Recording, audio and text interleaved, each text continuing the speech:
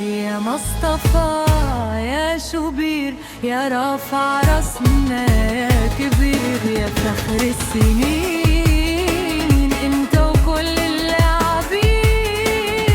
بطولتك دي كانت عادة وكنت شاطر بزيادة.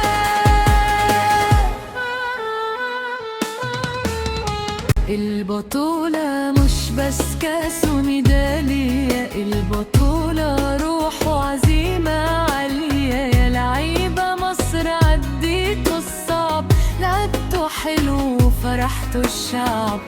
مصر أم الدنيا وتفضل فوق.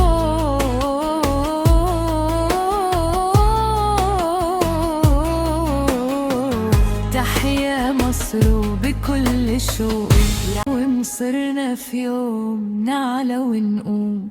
ده الجاي بتاعنا وأكيد محسوم.